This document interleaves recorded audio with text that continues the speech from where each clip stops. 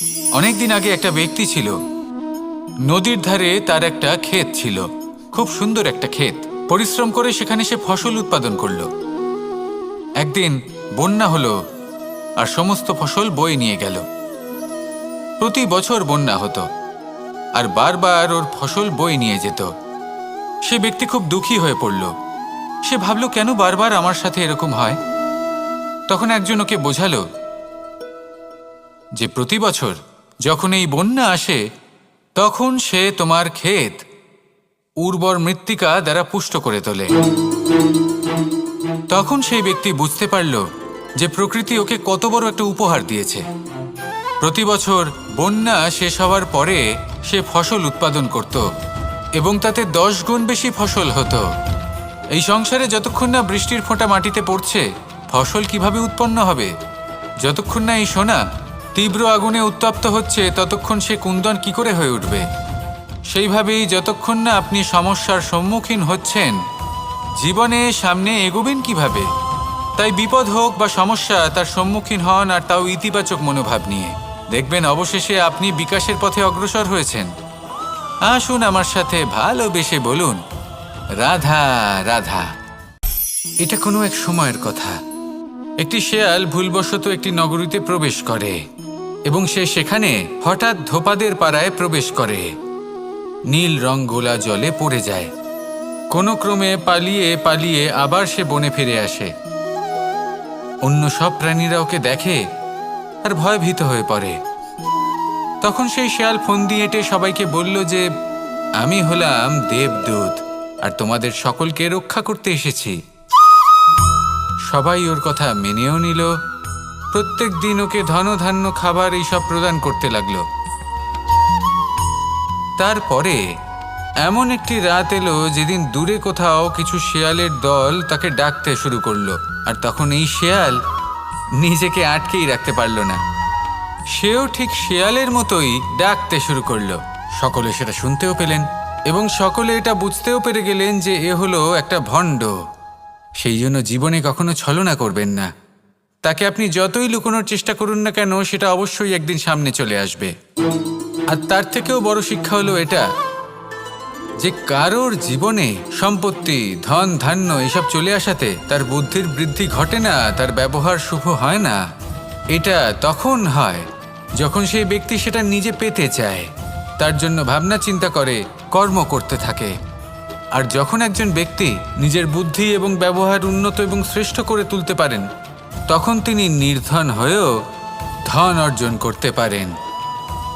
ঠিক পদ্মফুলের মতো। একটি পদ্মফুল কিন্তু জন্ম নেয় পাকের মধ্যে। তারপরেও এই পদ্মফুল দেবতাদের প্রসাধনের অঙ্গ হয়ে ওঠে। আসুন আর আমার সাথে ভালোবেসে বলুন, রাধা রাধা। মানুষের শরীরের বিভিন্ন অঙ্গ দ্বারা ভিন্ন ভিন্ন প্রকারের কাজ করা হয়। আর সেই জন্য মানুষ নিজের শরীরের যত্ন করে, তার খেয়াল রাখে, নিজের শরীরকে সুস্থ রাখে, স্বচ্ছ রাখে, বস্ত্র পরিধান করে, আর কোথাও আঘাত লাগলে ক্ষতস্থান ঢেকে ফেলে।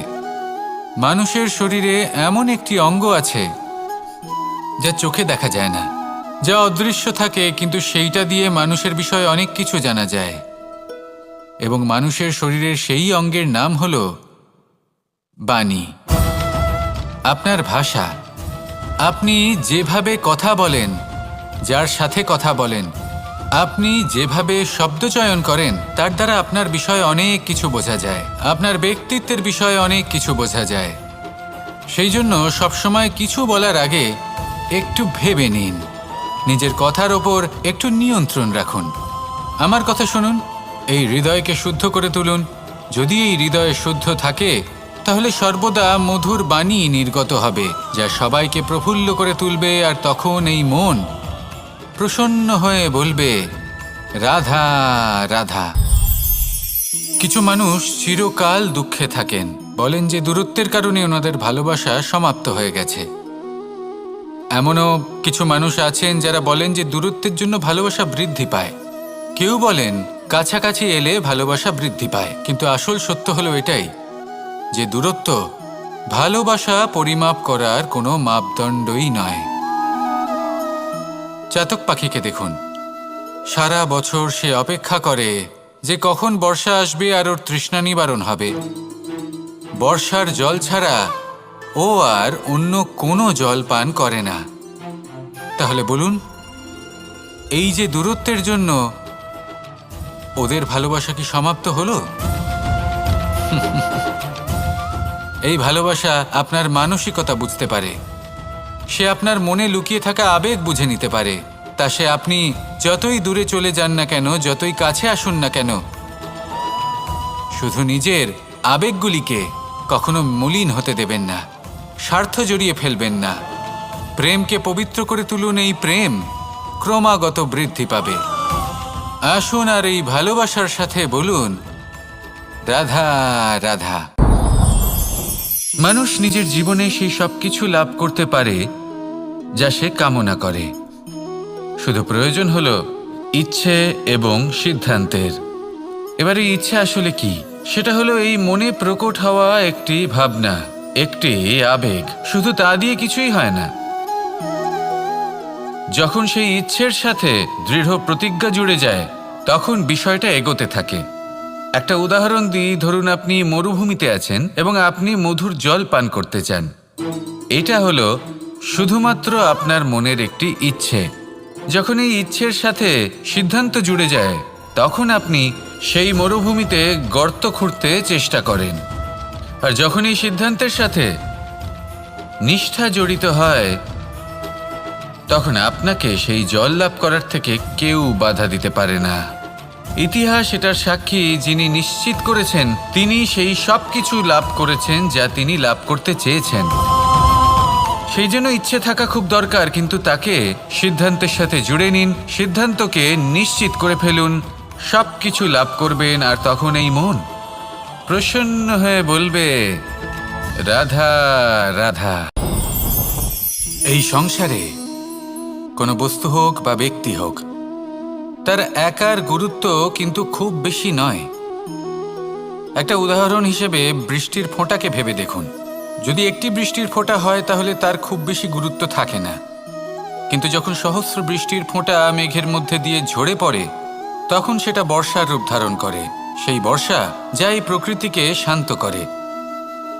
সেইভাবেই পাথরের ছোট টুকরো, তার খুব বেশি গুরুত্ব থাকে না, কিন্তু যখন অসংখ্য পাথরের টুকরো একত্রিত হয় তখন তা পর্বতের আকার ধারণ করে। সেইভাবেই কিছু মানুষ যখন একত্রিত হন তখন তৈরি হয় পরিবার, কিছু পরিবার যখন একত্রিত হয় তখন তৈরি হয় সমাজ, যখন অনেক সংখ্যক সমাজ একত্রিত হয় তখন তৈরি হয় রাজ্য। এবার এই রাজ্যের সবথেকে গুরুত্বপূর্ণ ব্যক্তি হতে পারেন রাজা, কিন্তু তাও সেই রাজা একা কিছু করতে পারেন না। যুদ্ধ লড়ার সময় তারও নিজের সৈন্যদলকে প্রয়োজন পড়ে। কিন্তু এই সংসারে এমন একজন ব্যক্তি আছেন যিনি একাই সব কাজ করতে থাকেন, এবং সেই ব্যক্তি হলেন মা। আমাদের জীবনে একজন পিতার ভূমিকা কিন্তু নিঃসন্দেহে অমূল্য, কিন্তু আমাদের সকলের জীবনে যে ভূমিকা একজন মায়ের তা অন্য কারোর থাকে না। একজন মা একাই সন্তানকে বড় করতে পারেন, সংস্কারী করে তুলতে পারেন, তার জন্য পরিশ্রম করেন। আর এত কিছু কাজ করার পরেও তার কাজের জন্য তিনি প্রশংসা অবশ্য পান না। উল্টে যদি সেই সন্তান অনুচিত পথে চালিত হয়, অনুচিত কর্ম করে, তখন সেই মাকেই অপবাদের পাত্র হয়ে উঠতে হয়। আমাদের জীবনে মায়ের যোগদান কতটা সেটা বুঝুন। আপনাকে বড় করে তোলার জন্য উনি কতটা পরিশ্রম করেছেন সেটা বুঝুন। আজ থেকে, এখন থেকে, এই মুহূর্ত থেকে মাকে সম্মান করতে শিখুন। যখন সময় পাবেন, যখন সুযোগ হবে, তখন তার প্রশংসা করুন, ওনারও ভালো লাগবে। আর মায়ের এই মমতার জন্য, তার এই ভূমিকার জন্য আসুন সবাই মিলে আমরা তাকে প্রণাম করি, আর সকলে মিলে ভালোবেসে বলি, রাধা রাধা। মানুষ নিজের জীবনে অনেক বস্তু, অনেক ব্যক্তিকে অনাদর করে থাকে, ভাবে যে ওর কোনো মূল্যই নেই, এটা তো কোনো কাজেই লাগবে না। এবার ভাবুন যে আপনি কোনো পথে হাঁটছেন আর আপনার পায়ে একটা কাঁটা ফুটে গেল।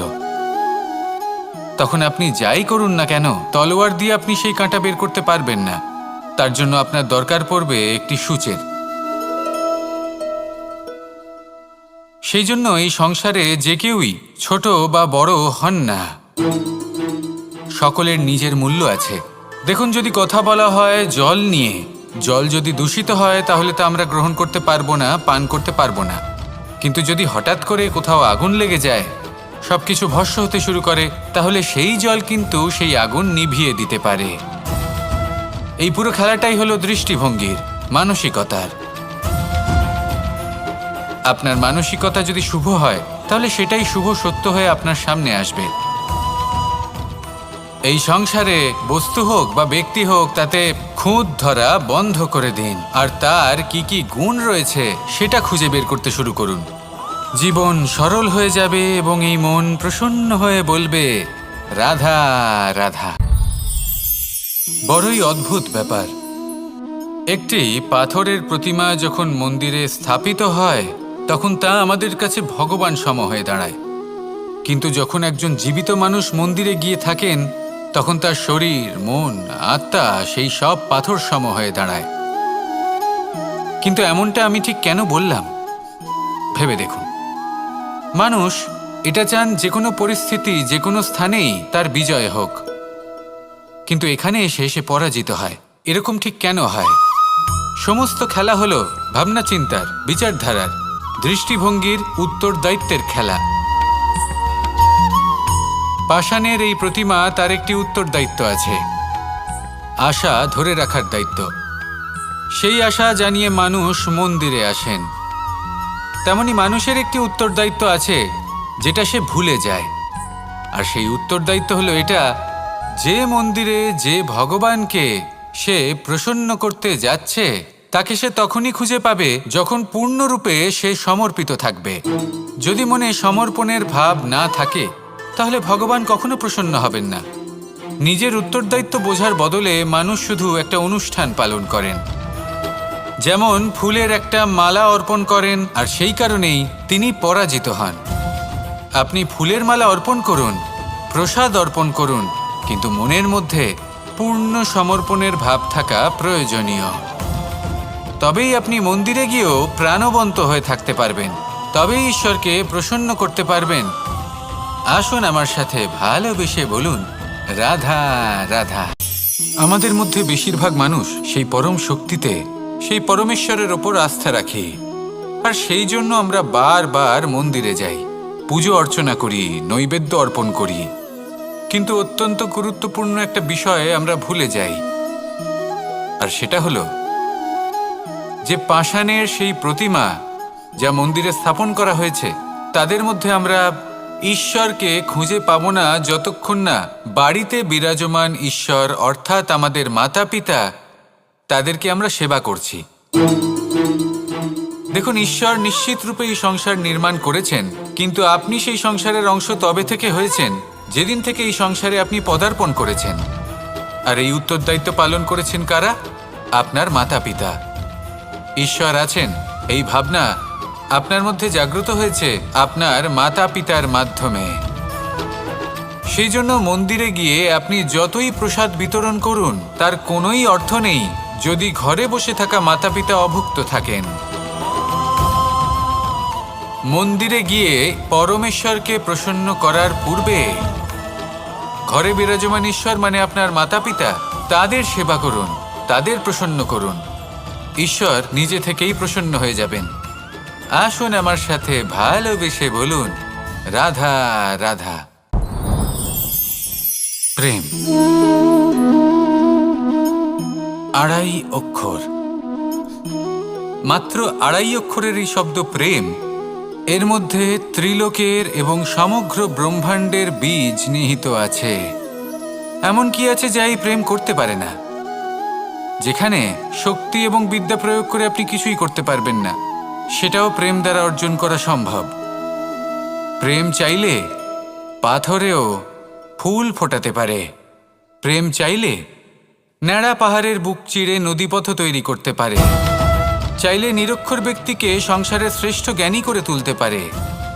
শুধুমাত্র এই প্রেমের জন্য সবার দুষ্টু কানাই ঘনশ্যাম হয়ে উঠেছিল। শুধুমাত্র এই প্রেমের টানেই ত্রিলোকের স্বামী দ্বারকাধীশ নির্ধন সুদামার পদসেবাও করেছিলেন। এই প্রেম হলো সংসারের সবথেকে বড় শক্তি। এই সংসারের আধার হলো প্রেম। এমন কিচ্ছু নেই যা এই প্রেমের পক্ষে সম্ভব নয়। যেখানে বিদ্যা এবং শক্তি সাহায্য করতে পারে না, সেখানে এই প্রেম আপনাকে জয়ী করে দিতে পারে। তাহলে আসুন আর আমার সাথে ভালোবেসে বলুন, রাধা রাধা। সমুদ্র মন্থনের সময় 2 ধরনের রত্ন লাভ করা হয়েছিল। প্রথম হলাহল, যার প্রভাব থেকে এই সমস্ত সংসারের জীবের প্রাণ বাঁচানোর জন্য মহাদেব তাকে নিজের কণ্ঠে ধারণ করে নিয়েছিলেন। আর দ্বিতীয় অমৃত, যেটা কিঞ্চিত পরিমাণ মাত্রায় পাওয়া গেছিল। কখনো কখনো জীবনে এমন কোনো বস্তু যা আপনি প্রয়োজনের থেকেও অনেক বেশি মাত্রায় ভোগের জন্য লাভ করে থাকেন, তা আপনার জন্য বিষ প্রমাণিত হতে পারে। যেমন জল, প্রয়োজনের থেকে অনেক বেশি মাত্রায় যদি এই জল আসে তাহলে আপনার প্রাণ কাটতে পারে। কিন্তু পরিশ্রমের পরে এক পাত্র শীতল জল দ্বারা আপনি যদি স্নান করে নেন, তাহলে তা আপনার শরীরের জন্য অমৃত হবে। পরিশ্রম করার পরে যদি আপনার শরীর এক পাত্র খাবার লাভ করে, তাহলে তা আপনার শরীরের জন্য অমৃত। কিন্তু যদি কোনো পরিশ্রম না করেই আপনি দিনরাত শুধুই খাবার গ্রহণ করতে থাকেন, তাহলে আপনার কাছে তা বিষ সমান। বিষ এবং অমৃত গ্রহণ করাটা আপনার উপরে নির্ভর করছে। কোনো বস্তু আপনার পক্ষে বিষও হতে পারে, আবার অমৃতও হতে পারে। নির্ভর করছে যে আপনি সেটা কিভাবে ব্যবহার করছেন, কতটা মাত্রায় ব্যবহার করছেন। আসুন আমার সাথে ভালোবেসে বলুন, রাধা রাধা। হয়তো আপনার মনে কখনো এই প্রশ্ন আসতে পারে যে ইমারত কেন নির্মাণ করা হয়, কেন উৎসব পালন করা হয়, কেন মানুষ নিজেদের জন্মদিন পালন করেন, কেন দোল, বিজয়া দশমী, রাখি, দীপাবলির মতো উৎসব পালন করা হয়। যদি এগুলো পালন না করা হয় তাতে কি যায় আসে? যদি এই দোল উৎসব পালন না করা হয়, তাহলে কি এই সংসার ভুলে যাবে যে নারায়ণের প্রতি ভক্তির কারণে ভক্ত প্রহ্লাদকে অগ্নি স্পর্শও করতে পারেনি? যদি বিজয়া দশমী পালন না করা হয়, তাহলে কি এই সংসার ভুলে যাবে যে এই দিনে শ্রীরাম রাবণকে বধ করেছিলেন? যদি আমরা দীপাবলির এই উৎসব পালন না করি, তাহলে কি এই সংসার এটা ভুলে যাবে যে অযোধ্যাতে অমাবস্যার এমন এক রাত এসেছিল যে রাত্রে অযোধ্যা পূর্ণিমার থেকে বেশি উজ্জ্বল হয়ে উঠেছিল? যদি এই রাখি উৎসব পালন না করা হয়, তাহলে কি এই সংসারের ভাই এবং বোনেরা একে অপরের প্রতি ভালোবাসা কি সেটা ভুলে যাবেন? বিষয়টা ভুলে যাওয়ার নয়, বিষয়টা হলো মনে রাখার। যখন জীবনে আমরা কোনো একটা স্থানে পৌঁছই, উপলব্ধিগুলোর উৎসব পালন করি, যাতে সেই মুহূর্তে আমরা সকলের মধ্যে আনন্দ ছড়াই এবং মানুষ সেই মুহূর্তটা মনে রাখেন। এই স্মৃতিগুলোই মানুষের মধ্যে বিশ্বাসের জন্ম দেয়। এই বিশ্বাস যে আগামী যেদিন আসছে তাতে আরও আনন্দের সম্ভাবনা রয়েছে। ভালোবাসার এই উৎসব, ভালোবাসার এই পার্বণ, এটা মানুষের মনে বিশ্বাসের জন্ম দেয় যে প্রত্যেক যুগে কেউ না কেউ এসেছে এবং পরবর্তীতেও আসবে। তাহলে আসুন আমরা ডুবে যাই আমার লীলার এই প্রেম যাত্রায় এবং ভালোবাসার এমন একটা উৎসব পালন করা যাক যা এই সংসার যুগ যুগ পর্যন্ত মনে রাখবে। তাহলে আসুন আর আমার সাথে ভালোবেসে বলুন, রাধা রাধা। প্রেমের পরিভাষা আসলে কি? ভিন্ন ভিন্ন ধরনের ব্যক্তি, ভিন্ন ভিন্ন ধরনের প্রেমী আলোচক বিভিন্ন ধরনের পরিভাষা প্রদান করেন এই প্রেম নিয়ে। কিন্তু প্রত্যেকের মনেই কখনো কখনো এই প্রশ্ন এসেছে, এই ভালোবাসা আসলে কি? নিজের প্রিয়তমকে জয় করাই কি প্রেম? 4 হাত এক হয়ে যাবার নামই কি প্রেম? নিজের আবেগ ব্যক্ত করাই কি ভালোবাসা? না, প্রেমের অর্থ কাউকে লাভ করা নয়, বরং তার মাঝে বিলীন হয়ে যাওয়া। যদি কারোর হাত ধরে থাকি, তাহলে আজীবন তার সাথে পথ চলা হলো প্রেম। প্রেম শুধুমাত্র সেটা নয় যা প্রেমী আর প্রেমিকার কেশদামে মালা বেঁধে দেয়। মাতা পিতার জন্য দিনরাত পরিশ্রম করা, নিজের পরিবারের জন্য দিনরাত পরিশ্রম করা, সেটাও প্রেম। নিজের বন্ধুদের জন্য, আপনজনের জন্য সবকিছু উজাড় করে দেওয়ার নাম হলো ভালোবাসা। নিজের মাতৃভূমির জন্য সাহসের সাথে লড়াই করা এবং আনন্দে নিজের জীবন ত্যাগ করে দেওয়াও কিন্তু প্রেমের নামান্তর। সেই জন্য যারা বুদ্ধিমান ব্যক্তি তারা কখনো প্রেমের পরিভাষা খুঁজতে চান না, কারণ তারা জানেন যে এই প্রেম কতটা বিশাল। তারা জানেন যে এই প্রেম হলো এক বিশাল সাগর, যাকে নিজের মুঠোয় ধরে রাখা যায় না। সেই জন্য এই প্রেমের সাগরে ডুবে যান এবং সকলকে ভালোবাসতে শিখুন। যদি সবাইকে ভালোবাসতে পারেন তাহলে তাদেরও কল্যাণ হবে যারা আপনাকে ভালোবাসে, তাদেরও কল্যাণ হবে যাদেরকে আপনি ভালোবাসেন, আর আপনারও কল্যাণ হবে। আর তখন এই মন ভালোবেসে বলবে, রাধা রাধা। কখনো কখনো আমরা খুব ব্যথিত হয়ে পড়ি। আমরা নিজেদের পরিবারের জন্য এত কিছু করি আর তারা আমাদের দেখলেই ভয়ভীত হয়ে পড়ে, আমাদের দেখলে বিরক্ত হয়। কখনো নিজেদের সন্তানকে বিকাশের পথে অগ্রসর করার জন্য আমরা তাদের উপর একটু জোর দিই যাতে তারা পরিশ্রম করে, কিন্তু সেই সন্তান আমাদের উপর বিরক্ত হয়ে পড়ে। কখনো সন্তানকে সঠিক শিক্ষা দেওয়ার জন্য আমরা তাদের কিছু সীমা নির্ধারিত করি, তখন সেই সন্তানের চোখে নিজেদের জন্য আমরা ঘৃণা দেখতে পাই। মানুষ কেন ব্যথিত হবে না? দেখুন, যখন সূচের দ্বারা আপনি বস্ত্র সেলাই করেন তখন সূচের আঘাত সেই বস্তুকে সহ্য করতে হয়, কিন্তু তাতে সেই সূচ বা আপনার উদ্দেশ্যে কোনো প্রভাব পড়া উচিত নয়, কারণ আপনি তো আপনার কর্ম করছেন, আর তাও পূর্ণ নিষ্ঠা ভরে, এবং অবশেষে আপনার উদ্দেশ্য শুভ প্রমাণিত হবে। তাই কেউ বিরক্ত হচ্ছে বলে বা কারোর চোখে নিজের প্রতি ঘৃণা দেখার ভয় কখনো পিছিয়ে যাবেন না। কষ্ট না করে বিকাশ সম্ভব নয়। কর্ম করতে থাকুন, সব কিছু শুভ হবে। আসুন আমার সাথে ভালোবেসে বলুন, রাধা রাধা। মাতা পিতার মনে সবসময় এই বাসনা বাস করে যে ওনাদের সন্তানের যেন মঙ্গল হয়। নিজের সন্তানকে সেই সব কিছু দেবার সবসময় চেষ্টা করতে থাকেন যেগুলো তারা নিজেরা নিজেদের জীবনে কখনো পেতে পারেননি, এবং এই প্রক্রিয়ায় সব থেকে গুরুত্বপূর্ণ বিষয়টি ভুলে যান, নিজের সন্তানকে সেই জিনিস দেওয়া যেটা উনি সব থেকে আগে পেয়েছেন। আমি ধনের কথা বলছি না, আমি বলতে চাইছি নিজের অভিজ্ঞতা দ্বারা ওনারা যে মানসিক স্থিতি লাভ করেছেন, ওনারা যে মর্যাদা লাভ করেছেন, যে শিক্ষা ওনারা লাভ করেছেন, সবার আগে নিজের সন্তানকে সেটা দেওয়া প্রয়োজন। সেটা যদি নিজের সন্তানকে দিতে পারেন তাহলে এই সন্তান জীবনে তার পথে এগোতেও পারবে, ধন অর্জনও করতে পারবে এবং শক্তিশালী অনুভবও করতে পারবে। সেই জন্য সন্তানকে সবার আগে সেটা দান করুন যেটা সব থেকে বেশি মূল্যবান। সেটা দিন যেটা আপনি সবার আগে লাভ করেছেন। আসুন আমার সাথে ভালোবেসে বলুন, রাধা রাধা। ধন, সম্পদ, ঐশ্বর্য, মানুষ হয় নিজের সৌভাগ্যের দ্বারা এগুলো লাভ করে থাকেন বা কর্মের দ্বারা। সৌভাগ্য আসলে কি? গ্রহের দশা যা প্রত্যেক মুহূর্তে বদলাতে থাকে। কর্মের মাধ্যমে যখন আপনি ধন অর্জন করেন তখন সেই ধন আপনার আগামী প্রজন্ম লাভ করে। সেটা হয় সে ভোগ করে বা তার জন্য তার ভোগান্তি হয়, আর এটা নির্ভর করছে আপনার কর্মের ওপরে। কি কর্ম করেছেন আপনি সেই ধনকে লাভ করার জন্য?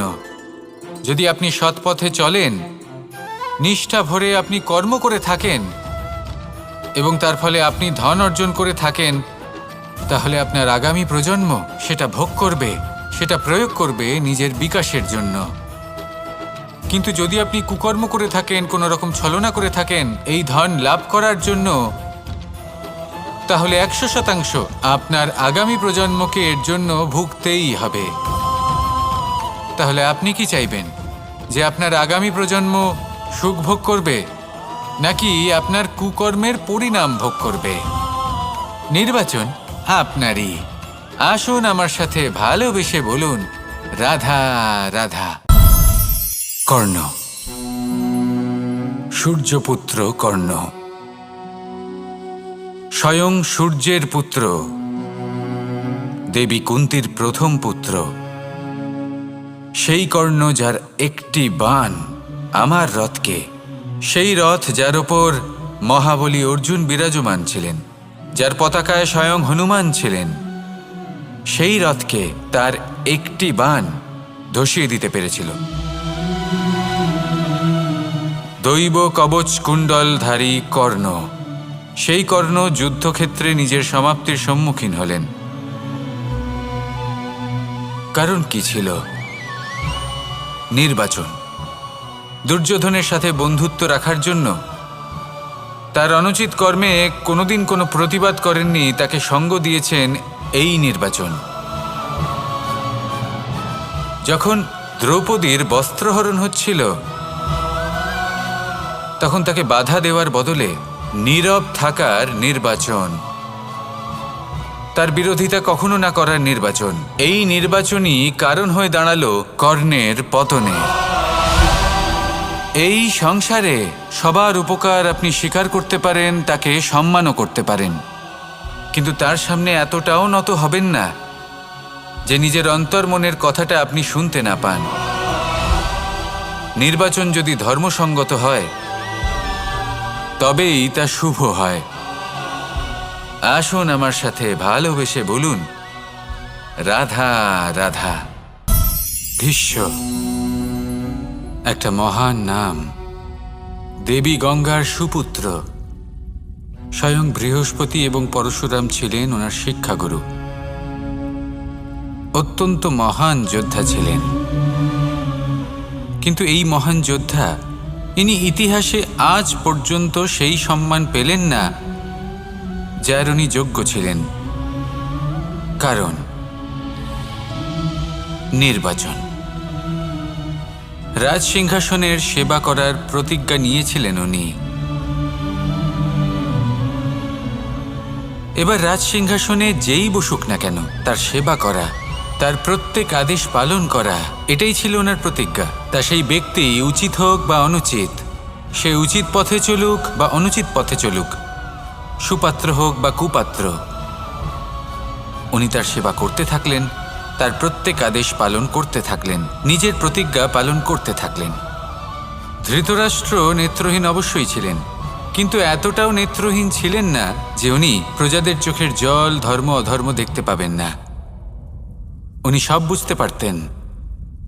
আর এদিকে ভীষ্ম নিজে প্রতিজ্ঞাবদ্ধ হয়েছিলেন। দুর্যোধন অনুচিত পথে চালিত হচ্ছিল, তাও উনি তাকে সঙ্গ দিতে থাকলেন। আর পরিণামস্বরূপ আজ পর্যন্ত ইতিহাসে উনি সেই স্থান পেলেন না, সেই সম্মান পেলেন না যার যোগ্য উনি ছিলেন। যদি আপনি কোনো প্রতিজ্ঞা করে থাকেন, তা সে যতই কোনো উচিত কারণের জন্য হোক না কেন, যদি আস্তে আস্তে সময়ের সাথে সেই প্রতিজ্ঞা আপনাকে অনুচিত পথে চালিত করে অধর্মের পথে নিয়ে যায়, পাপের পথে নিয়ে যায়, তাহলে সেই প্রতিজ্ঞা ভঙ্গ করা অত্যন্ত আবশ্যক।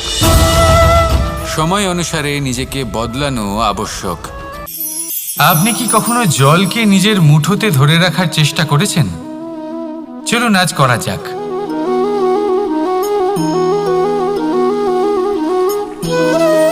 যদি আপনি নিজের মুঠো জোরে বন্ধ করেন, জল ধরে রাখতে পারবেন না। যদি আপনি তাকে এমনি বইতে দেন, তাহলে ও নিজের পথ নিজেই করে নেবে, আর আপনার হাতেও থেকে যাবে। আমাদের জীবনও হলো কিছুটা এরকম, জলের মতো। নিজের পথ নিজেই করে নেয় এই জীবন। প্রত্যেক সমস্যার সমাধান নিজেই করে নেয় এই জীবন। তাই জীবনে যখন কোনো পরিস্থিতি আমাদের প্রতিকূল হয়ে থাকে, কিছুই হয়তো আমরা বুঝতে পারছি না, কিছুই যখন বসে থাকে না, তখন আমরা হতাশ হয়ে পড়ি, নিরাশ হয়ে পড়ি। আর এটাই করা উচিত নয়। শান্ত মনে দেখতে হবে যে এই জীবনে আসলে কি ঘটে চলেছে। কষ্ট সবাই ভোগ করেন। কষ্ট পেলে কেউ রেগে যান, রেগে গিয়ে পরাক্রম দেখান। এটাই তো করা উচিত নয়। শান্ত মনে সেটাই করতে হবে যা জীবন আমাদের শেখাতে চাইছে। জীবন আমাদের সব শিখিয়ে দেবে, শুধু মনে রাখবেন কখন প্রয়াস করতে হবে আর কখন আমাদের প্রতীক্ষা করতে হবে, সেটা আগে আপনাকে বুঝতে হবে। তাহলে আসুন আমার সাথে ভালোবেসে বলুন, রাধা রাধা। বল, শক্তি, পরাক্রম এই সংসারের বিকাশের মূল। কিন্তু কখনো ভেবেছেন যে প্রকৃতি আমাদের এই বল, শক্তি, পরাক্রম কেন দিয়েছেন?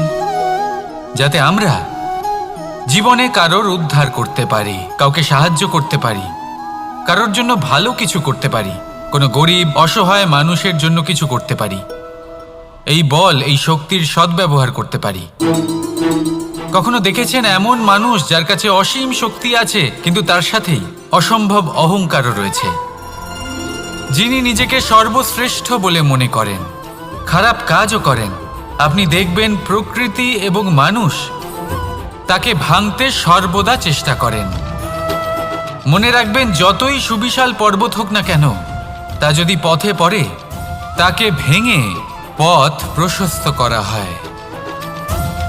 যদি আপনার কাছে বল থাকে, শক্তি থাকে, পরাক্রম থাকে, তাহলে তার সদ্ব্যবহার করুন, কাউকে সাহায্য করুন, কাউকে রক্ষা করুন। যদি আপনি আপনার শক্তির দুর্ব্যবহার করেন, তাহলে মনে রাখবেন আপনি নিজের বিনাশ নিজেই আমন্ত্রণ করছেন।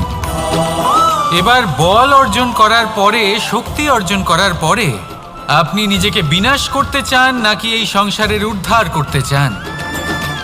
সিদ্ধান্ত আপনার। রাধা রাধা। মানুষ আর ধন, এই দুইয়ের মধ্যে সম্পর্ক খুব ঘনিষ্ঠ। ধন হলো সেই শক্তি যার ব্যবহার মানুষ করে থাকে সাংসারিক বস্তু ক্রয় করার জন্য, নিজের জীবন যাপন করার জন্য। আর মানুষ হলো সেই শক্তি যারা ধনকে গুরুত্বপূর্ণ করে তোলেন। এবার একটা কথা বলি, ব্যবহার করা উচিত ধনকে আর ভালোবাসা উচিত মানুষকে। এটা বেশিরভাগ মানুষই বোঝেন না। মানুষ এখানেই সব থেকে বড় ভুল করে বসেন। তারা ভালোবাসেন ধনকে আর ব্যবহার করেন মানুষকে। এ হলো অনুচিত। দেখুন, আপনি একটা সূচের দ্বারা যুদ্ধ করতে পারবেন না, আর কোনো তলোয়ার দ্বারা বস্ত্র সেলাই করতে পারবেন না, তাই না? কোনটা কিসের জন্য হয় সেটা বোঝা অত্যন্ত জরুরি। আপনিও সঠিক দিকে অগ্রসর হন। মানুষকে ভালোবাসুন আর ধনকে ব্যবহার করুন।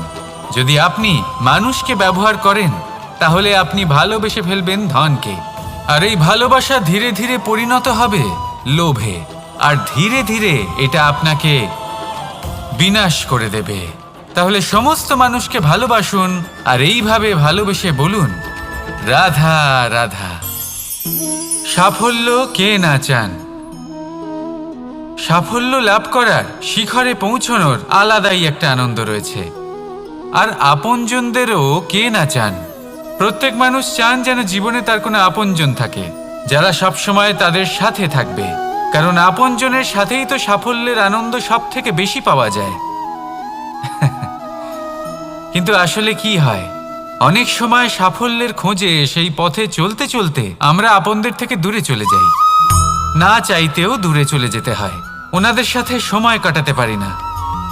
আর আমরা ভুলে যাই যে সাফল্যের আসল আনন্দ আপনজনদের সাথেই পাওয়া যায়। সফল হওয়ার পরে আপনদের সাথে দেখা হলে তাদের চোখে আমাদের জন্য যে আবেগ থাকে, যে সম্মান, যে প্রেম থাকে, সেটাই হলো আসল পুরস্কার। আমরা সেই কথা ভুলে যাই এবং একা হয়ে পড়ি। বেশিরভাগ সময় এটাই হয়। বেশিরভাগ সময় সফল মানুষগুলি একা হয়ে যান। এবার আপনি কি চান? আপনি অসফল হয়ে দিনগুলি একাকিত্বে কাটাতে চান, নাকি সফল হয়ে আপনজনদের সাথে আনন্দে থাকতে চান? সেই সিদ্ধান্ত আপনার। সাফল্যের পেছনে ছুটুন, নিজেকে উজাড় করে দিন, কিন্তু আপনজনদের সঙ্গ ত্যাগ করবেন না। সেই আপনজন যারা আপনার সাফল্যের জন্য দায়ী, সেই আপনজন যিনি আপনার সাফল্যে আনন্দ পান, সুখ লাভ করেন, তাদের কখনো ত্যাগ করবেন না। আসুন আমার সাথে ভালোবেসে বলুন, রাধা রাধা। ভগবান আর ভক্ত যখন একাকার হয়ে যায়,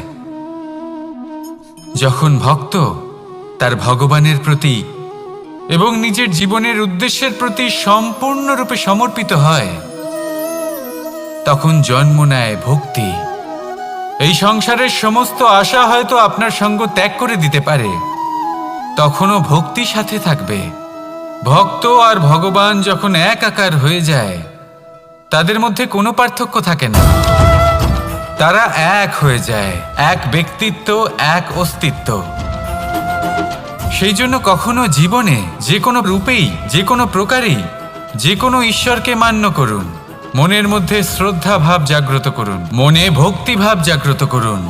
এই সমগ্র সংসারে সব কিছু আপনাকে ছেড়ে চলে গেলেও তখনও এই ভক্তি শুধুমাত্র আপনার উত্থান ঘটাবে। তাই মনে ভক্তি জাগ্রত করুন আর আমার সাথে ভালোবেসে বলুন, রাধা রাধা। শব্দই হলো শূন্য, শব্দই হলো আরম্ভ, শব্দই হলো অন্ত, শব্দই হলো অমর, শব্দই হলো ব্রহ্ম। এই শব্দ হলো অত্যন্ত বিশেষ। কেউ কাঁদলে তাকে হাসিয়ে তোলে, কেউ হাসলে তাকে কাঁদিয়ে দেয়। কারোর মনে উদ্দীপনা জাগিয়ে তুলতে পারে, আবার কারোর মনে কাঁটা হয়ে বিঁধে থাকতে পারে। একটা অত্যন্ত গুরুত্বপূর্ণ কথা যা বোঝা অত্যন্ত আবশ্যক। আপনার মন, আপনার হৃদয় যতই শুদ্ধ হোক না কেন, যতই পবিত্র হোক না কেন, আপনার দৃষ্টিভঙ্গি যতই স্পষ্ট হোক না কেন, যদি আপনার কথা পবিত্র না হয়, যদি আপনার শব্দ শুদ্ধ না হয়, তাহলে তা আপনাকে আপনার কর্মফল ভোগ করতে বাধ্য করবেই। একটা সহজ উদাহরণ দিই। আপনার জীবনে এমন কেউ অবশ্যই থাকবেন যাকে আপনি পছন্দ করেন না, যিনি হয়তো অধর্মী মানুষ, যিনি হয়তো দুর্বুদ্ধি সম্পন্ন মানুষ, কিন্তু তার জন্য অপশব্দ প্রয়োগ করলে তার মধ্যে কোনো পরিবর্তন আসবে না, তার মানসিকতা বদলাবে না, শুধু মনে প্রতিশোধ স্পৃহা জেগে উঠবে, মনে হিংসা জাগবে, আর কিচ্ছু নয়। সেই জন্য নিজের শব্দকে নিয়ন্ত্রণ করুন, নিজের কথা সংযত করুন। শ্রেষ্ঠ থেকে শ্রেষ্ঠতর মানুষকেও সাবধানী হতে হয়, কারণ যদি এই শব্দের প্রয়োগ সঠিক না হয়, তাহলে আজীবন মানুষকে নির্বাক হয়ে থাকতে হতে পারে। তাহলে নিজের শব্দ নিয়ন্ত্রিত রাখুন, নিজের কথাকে শুভ করুন, এতে প্রেমবোধ জাগিয়ে তুলুন, আর সেই প্রেমবোধ নিয়েই বলুন, রাধা রাধা। বরদান এবং অভিশাপ, এই দুই হলো একই মুদ্রার দুটি পিঠ। এই বরদান আমরা অনেক কারণে পেতে পারি। কখনো নিজের পরিশ্রমের কারণে, কখনো নিজের তপস্যার কারণে, কখনো আমাদের পূর্বপুরুষদের কর্ম ও তপস্যার কারণে। কিন্তু এই বরদান কতক্ষণ বরদান থাকবে তা আমরা নিশ্চিত করতে পারি না। তা সুনিশ্চিত করে শুধুমাত্র আমাদের কর্ম। যদি আপনাকে উদাহরণ দিই, আপনি রেশমের কীট দেখেছেন? ও বরদান পেয়েছে যে ও নিজের সুরক্ষার জন্য খোলস বানাতে পারে। এবারও তাতে এত মত্ত হয়ে যায় যে এমন এক আবরণ বানিয়ে ফেলে যাতে সে নিজেই আবদ্ধ হয়ে চাপা পড়ে মরে যায়। এটার তাৎপর্য কি? তাৎপর্য খুবই সরল। গর্ব করা খুবই ভালো, কিন্তু অহংকার করা কখনোই উচিত নয়। যদি অহংকার মনের মধ্যে প্রবেশ করে, তাহলে এই বরদান অভিশাপে পরিণত হতে সময় লাগে না। আর যদি কর্মশ্রেষ্ঠ হয়, তাহলে অভিশাপ ও বরদানে পরিণত হয়। তাহলে আসুন শ্রেষ্ঠ কর্ম করুন আর আমার সাথে ভালোবেসে বলুন, রাধা রাধা। সুখ, দুঃখ, মৃত্যু, মহামারী, এগুলো কখনো বলে আসে না, আবার জিজ্ঞাসা করেও আসে না। এমনই হয় দ্রুত ক্রীড়ার এই খেলায়। এক কারাগারের মতো, একটা মাকড়সার জালের মতো। যেমন একটা মাকড়সার জাল একটা পোকাকে নিজের দিকে আসতে আকর্ষিত করে, নিজের চমকের দ্বারা, নিজের গঠন দ্বারা সেরকমই দ্রুত ক্রীড়ার এই খেলা মানুষকে নিজের দিকে আসতে প্ররোচিত করে। শেষে গিয়ে মানুষ আটকা পড়ে। পার্থক্য শুধু এটাই, যখন এক পোকা এই জালে জড়িয়ে পড়ে তখন সে তার প্রাণ হারায়। মানুষ যখন এই দ্রুত ক্রীড়ায় আকর্ষিত হয়, সে নিজের মান, নিজের ধন সব কিছু হারায়, নিজের বিবেক হারিয়ে ফেলে। কিন্তু আপনি আপনার বিবেক কখনোই হারাবেন না। যদি আপনার মনে লোভ চলে আসে, আপনি লোভী হয়ে ওঠেন। যদি আপনি দ্রুত ক্রীড়ার এই খেলায় আটকা পড়েন, তাহলে মনে রাখবেন, এই খেলা থেকে ফিরে আসা প্রায় অসম্ভবই বলা যায়। নিজের বিবেক কখনো হারাতে দেবেন না, কারণ বিনাশ আসার প্রথম লক্ষণ হলো বিবেকের বোধ চলে যাওয়া। এই প্ররোচনায় কখনো পা দেবেন না। আর আমার সাথে ভালোবেসে বলুন, রাধা রাধা। বিজয়। বিজয় লাভের জন্য মানুষ কি না করে থাকে, যে কোনো সম্ভাব্য প্রচেষ্টা করে। কিন্তু নিজের বিজয় লাভের জন্য বাজিতে যা ইচ্ছে তাই রেখে দেওয়া কি উচিত কাজ? কখনোই নয়। নিজের হারানো সম্মান, নিজের হারানো সম্পত্তি, নিজের হারানো অধিকার ফিরে পাওয়ার শুধু একটাই পথ রয়েছে, আর তা হলো পুরুষার্থ, দ্রুত ক্রীড়া নয়। যে মানুষ নিজেই হেরে গেছে, নিজেই নিজের জয়লাভ করার জন্য অন্য কাউকে কিভাবে বাজিতে রাখতে পারে? এ হলো সম্পূর্ণরূপে অনুচিত। অনেক সময় অনেক ধন লাভ করার জন্য, অনেক সম্পত্তি লাভ করার জন্য আমরা নিজের আসল ধন, আমাদের আপনজন, তাদেরকে হারিয়ে ফেলতেও প্রস্তুত হয়ে যাই। এটা একেবারেই উচিত নয়। যত বড়ই সংকট আসুক না কেন, আমাদের আপনজনদের আমাদের সাথেই রাখা উচিত। নিজের বিজয়ের জন্য ওনাদের বাজি রাখা ঠিক নয়। এই ভুল কেউ একজন করেছেন, আপনি তা ভুলেও করবেন না। রাধা রাধা। নারী জন্মসূত্রে কারোর কন্যা, ধর্মসূত্রে কারোর পত্নী, আর কর্মসূত্রে কারোর মা। আমাদের মনে এই ছবি আঁকা রয়েছে একজন নারীকে নিয়ে, তাই না? একটা অতুলনীয় ভূমিকা রয়েছে নারীদের আমাদের জীবনে, আর নারী ছাড়া আমরা কিছুই নই। কিন্তু অধিকার, সেখানে আমরা একটা ভুল করে বসি। যখন নারী একজন কন্যা থাকে, যখন সে জন্ম নেয়, তখন তার ওপর অধিকার থাকে তার পিতার। আর তারপর যখন বিয়ে হয়ে যায়, তখন তার অস্তিত্বের ওপর অধিকার থাকে তার স্বামীর। আর যখন তিনি মা হন, তখন নিজেই তিনি জীবনের সমস্ত অধিকার দিয়ে দেন তার সন্তানকে। কিন্তু আমরা কি কখনো এটা ভেবেছি, এই জীবন হলো তার নিজের? যে নারী সবার কল্যাণ করছেন, তার জীবনের অধিকারও তার কাছেই থাকা উচিত, তাই না? তার নিজের জীবনের সিদ্ধান্ত সে নিজেই নিতে পারেন, নিজেই নিজের ভাগ্যের রচয়িতা হতে পারেন। আর এর জন্য আমাদের নিজেদের পাল্টাতে হবে, দৃষ্টিভঙ্গি পাল্টাতে হবে। কারণ এই ধারণা সেটা আজ বা কালকের ব্যাপার নয়, এটা ঘটে চলেছে বহু বছর ধরে, আর চলতেই থাকবে যদি আমরা এটা না বদলাই। আর এটা তখনই সম্ভব হবে যখন আমরা নিজেদের মধ্যে পরিবর্তন আনব। তাই আজকের পর থেকে, এই মুহূর্ত থেকে, কোনো নারীর ওপর অকারণ অধিকার স্থাপনের আগে সহস্রবার ভেবে দেখবেন। কারণ যখন নারী নিজের অধিকার কেড়ে নিতে বাধ্য হবেন, তখন শুধু এবং শুধুমাত্র বিনাশই ঘটবে। রাধা রাধা।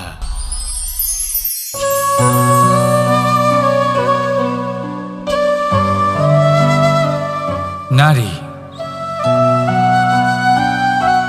পুরুষরা যাকে নাম দিয়েছেন ত্রিয়া, কেন দিয়েছেন, কে দিয়েছেন, কেউ তা জানে না। কথায় আছে, পুরুষরা ভাবেন যে ত্রিয়া, ভাবেন একরকম, বলেন অন্য কিছু, আর করেন অন্য কিছুই। কিন্তু সত্যিটা কি এটাই? আসল সত্যি হলো এটাই যে ত্রিয়া হলো সেই চরিত্রহীন পুরুষ আর কেউ নয়। সেই পুরুষ যারা নারীকে বলেন যে আপনি হলেন মা, আপনি হলেন দেবী, আপনি হলেন বোন। আর ভাবেন কি? ভাবেন যে এই নারী হলো আমাদের পায়ের ধুলো আর কিচ্ছু নয়। আর কি করেন? ওনাদের মাথায় ওনাদের খোপায় মালা পরিয়ে দিয়ে ভাবেন যে ওনারা হলেন তাদের পায়ের ধুলোর সমান। একজন নারীর সম্মান ভঙ্গ করেন, তাদের দাসী মনে করেন। ভুলবেন না, যত্র নারী আস্ত পূজ্যন্তে রমন্তে তত্র দেবতা। অর্থাৎ যেখানে নারীকে পুজো করা হয় সেখানে ঈশ্বর বাস করেন, আর যেখানে নারীকে অপমান করা হয় সেখানে ঈশ্বর এবং ভাগ্য এই দুই রুষ্ট হয়। মনে রাখবেন, যদি নারী কল্যাণকারী হতে পারেন তাহলে নারী মহাচণ্ডী রূপও ধারণ করতে পারেন। যদি একজন নারী মাতা হয়ে জন্মদান করতে পারেন তাহলে নারী মৃত্যু হয়ে বিনাশও করতে পারেন। যেখানে নারী অপমানিত হবেন সেখানে মহান ভারতও মহাভারতের পথে অগ্রসর হতে পারে। তাই মনে রাখবেন, নারীর অপমান যেন কখনোই না ঘটে। আর যদি কোথাও নারীর অপমান হয় তার অর্থ হলো আপনার বিনাশ আপনার দিকেই আসছে। আর এটা হলো তার প্রথম পদক্ষেপের প্রথম পদধ্বনি। রাধা রাধা। যদি সন্তান কোনো দুষ্কর্ম করে তাহলে সেই অপরাধ শুধু কি সেই সন্তানের? না, যদি সন্তান দুষ্কর্ম করে তাহলে অপরাধী তার মাতা পিতাও, যারা পুত্রমোহর কারণে সেই অনুচিত কাজে তাকে বাধা দেননি। অপরাধী হলেন তার পিতামহ, যিনি নিজের কর্তব্যবোধের কারণে নিজের পরিবারের যত্ন নেননি, যিনি সন্তানকে কখনো শাস্তি দেননি। অপরাধী হলেন তার সেই গুরুও, যিনি নিজের শিষ্যের সেই দুষ্কর্ম দেখেও তাকে প্রতিহতও করতে পারেননি। একজন হবু রাজার কর্তব্য হলো নিজের প্রজার কাছে সে যেন এক উদাহরণ প্রস্তুত করতে পারে। কিন্তু যদি এত অনুচিত উদাহরণ প্রস্তুত হয়ে থাকে তাহলে মা বাবার, বাড়ির বয়োজ্যেষ্ঠদের কর্তব্য হলো ওনারা যেন সেটা সেখানেই থামান, হয় ভালোবেসে নয়তো শাস্তি দিয়ে। যদি না থামানো হয় তাহলে মহাভারত অবশ্যম্ভাবী। অনেক ব্যক্তির মনে একটা প্রশ্ন জাগে আমাকে আর রাধাকে নিয়ে।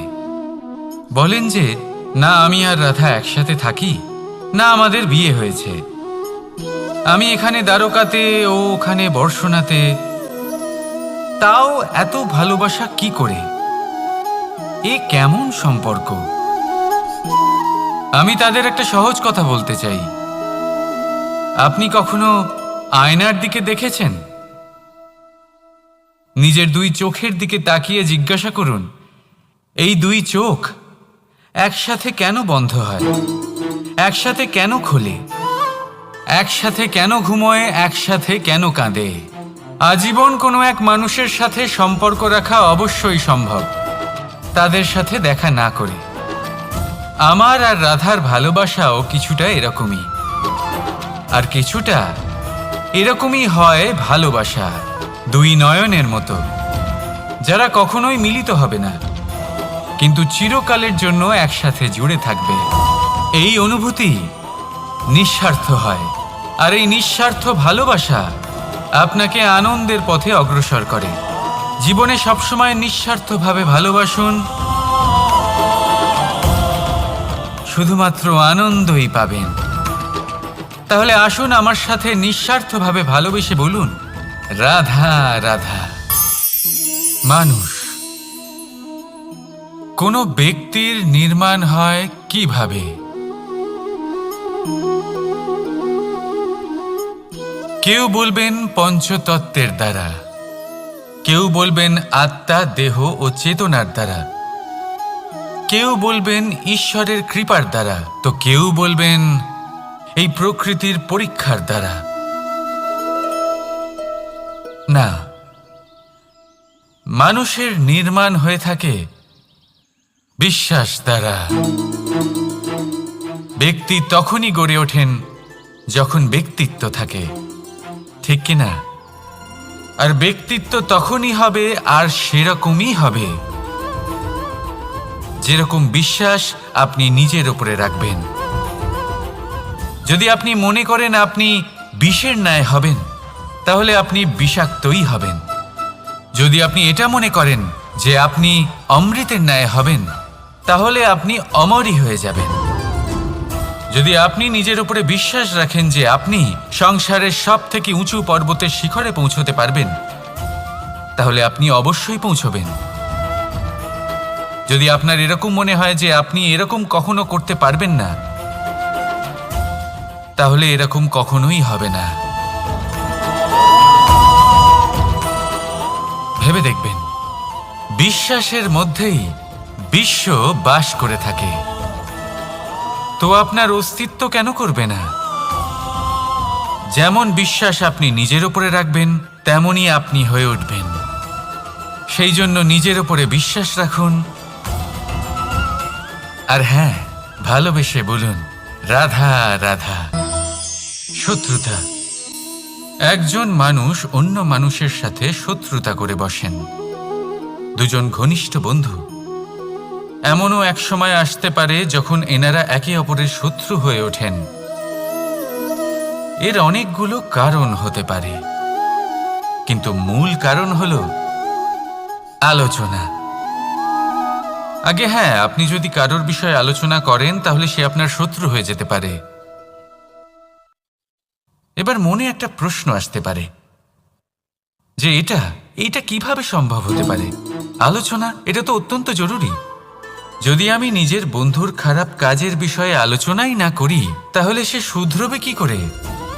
এ কথা সত্যি যে আলোচনা আবশ্যক, কিন্তু তার থেকেও বেশি গুরুত্বপূর্ণ এবং আবশ্যক হলো আপনার এই সিদ্ধান্ত। সিদ্ধান্ত এটাই যে আপনার এই আলোচনা কোন স্থানে করবেন। যদি এটা সবার সামনে করবেন ভাবেন, তাহলে তা অপমানও হয়ে যেতে পারে। যদি এটা আলাদাভাবে করেন, তাহলে তা পরামর্শ হয়ে যায়। অপমান কেউ স্বীকার করতে পারেন না, কিন্তু পরামর্শ সকলের ভালো লাগে। তাহলে যদি আপন কারোর জন্য ভালো কিছু চান, কাউকে শুধরে দিতে চান, আর আপনার মনে হয় আলোচনা আবশ্যক, তাহলে সর্বপ্রথম সময়, পরিস্থিতি আর স্থানের কথা মনে রাখবেন। নয়তো এই আলোচনা আপনাকে খুব ভোগাতে পারে। তাহলে আসুন আমার সাথে ভালোবেসে বলুন রাধা রাধা। আপনার জীবনেও কি সমস্যা রয়েছে? অবশ্যই থাকবে। প্রত্যেকের জীবনেই সমস্যা থাকে। প্রত্যেক মানুষ জিজ্ঞাসাও করেন যে এই সমস্যা আসলে কি আর কেন আসে এ জীবনে। আপনাকে একটা কথা বলে দিই যে সমস্যা আসলে সেটা নয় যা আপনার পথে বাধা সৃষ্টি করে, বরং সমস্যা হলো সেটাই যেটা আপনি তখন দেখতে পান যখন আপনার একাগ্রতা আপনার পথ থেকে, আপনার লক্ষ্য থেকে সরে যেতে থাকে। আর এই সমস্যাগুলি দূর করার জন্য, এর সমাধান করার জন্য একটাই পথ আছে। নিজের সমস্ত ভাবনা আরো একবার একাগ্র করুন নিজের পথের দিকে, নিজের লক্ষ্যের দিকে। আপনার সমস্ত ভাবনা যদি কেন্দ্রীভূত হয় নিজের লক্ষ্যে, তাহলে এই সমস্যা দূরে থাকবে। যদি এরকম না হয়, যদি আপনার মন একটু অন্যদিকে চলে যায়, তাহলে এই সমস্ত সমস্যা আবার সামনে চলে আসে আর বাড়তেও থাকে। দেখুন, যেখানে আপনার লক্ষ্য রয়েছে, বান যদি সেখানেই চালাতে হয়, তাহলে দৃষ্টি তো সেদিকেই রাখতে হবে। তবেই তো আপনি সেই লক্ষ্য ভেদ করতে পারবেন। সেই জন্য মনে রাখবেন, সর্বদা লক্ষ্য রাখবেন নিজের পথে, সেই পথেই সামনে এগোতে থাকুন নিজের লক্ষ্যের দিকে। আপনি যত সামনে এগোতে থাকবেন, এই সমস্যা তত পিছিয়ে যাবে। তাহলে আসুন আমার সাথে ভালোবেসে বলুন রাধা রাধা।